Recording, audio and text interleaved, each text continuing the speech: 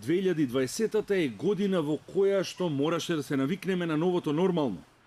Година во која мораше да импровизираме, година во која коронавирусот ги диктираше правилата на игра и на живот. Делумно успешна на меѓународен план, катастрофална економски и социјално и маестрална кога се работи за спортот. Вака може да се опише 2020-та кога станува збор за Северна Македонија. На граничниот премин Табановце термалните камери го регистрираат првиот случај на коронавирус во државата. Скопјанка, која се врати од Италија, тогашниот епицентар на вирусот во Европа. Вирусот полека се ширеше низ градовите. Бројките на заболени од едноцифрени се скачија на двоцифрени, а потоа и трицифрени. Следуваа неколку комплетни затварања. Граѓаните со денови седеа во своите домови. Улиците пусти, градовите како да се напуштени. Новото нормално, тоа беше предизвикот за граѓаните. Работа од дома, движење по потреба, групирање на минимум, дружење најчесто преку социјалните мрежи и платформи. Мерките како да даваа резултати се до почетокот на есента. Експлозија од новозаболени и жртви, болниците пред колапс, здравствените работници исцрпени. На 17 ноември се регистрирани рекордни 1406 новозаболени во едно деноноќе, а 8 декември ќе остане запаметен по црниот рекорд. 46 луѓе починаа за само 24 часа. 2020-та почна со избор на техничка влада. На 3 јануари собранието му дава мандат на тогашниот министер за внатрешни работи Оливер Спасовски да биде новиот премиер и да подготви државата за избори. Несвесни за ризикот од коронавирусот, партиите се подготвуваат за нови предвремени избори.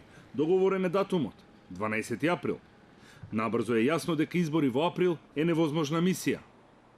15 јули е новиот датум за изборите. Корона кампањи без митинзи и автобуски карвани од град во град, од село во село. СДСМ со тесна победа над ВМРО ДПМН и 2 мандати повеќе. Очекувано, со партнерот ДУИ, победник во албанскиот блок, ја формира новата влада. Лидерот на СДСМ Зоран Заев се враќа назад во кабинетот на Илинденска број 2. Крајот на годината носи уште едно разочарување. Јас сум подготвен и го подготвив македонскиот народ за евентуална блокада, за евентуално вето. И тоа е поприлично известно. Ако кажете во проценти колку, повеќе во проценти известно отколку тоа што да добиеме позитивно. Разидувањата со Бугарија се поочигледни. Старт на преговорите со Европската унија нема. Бугарија стави вето.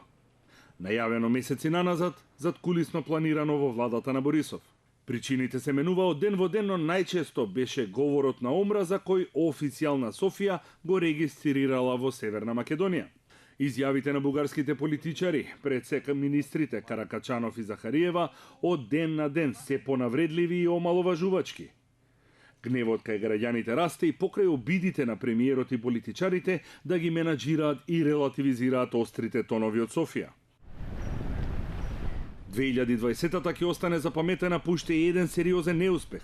Корупцијата, неефикасноста на државниот и локалниот апарат, спрегите со бизнис заедницата и со лица со сомнителен и криминален бекграунд ќе ја покажа својата вистинска сила кога станува збор за Охрид, Струга и Охридското езеро.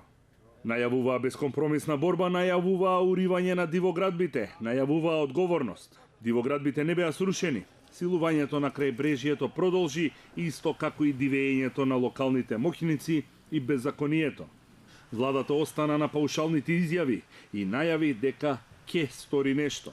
Се поизвестно е дека 2021-та ќе почне со извештајот на УНЕСКО во кој ќе стои очекувано дека Охрид и Охридското езеро по 4 децении ќе биде ставен на црната листа за грозени заштитени подрачја. Ево прилике Панде! Иако тешка година, граѓаните сепак имаа можност барем на кратко да почувствуваат среќа и радост, да се сплотат и да прослават. Четата на селекторот Ангеловски, предводена од безвремениот Пандев, иако прогласени за аутсайдери, од надпревар во надпревар ја подигаа формата. Лавовски се бореа со далеку посилните репрезентации и успеа. Бараш со репрезентацијата на Грузија на нивен терен кој треба да пресуди кој ќе биде последниот патник на Европското првенство во фудбал. Кој друг ако не Пандев, одиме на Европско. За прв пат во историјата на независна Македонија.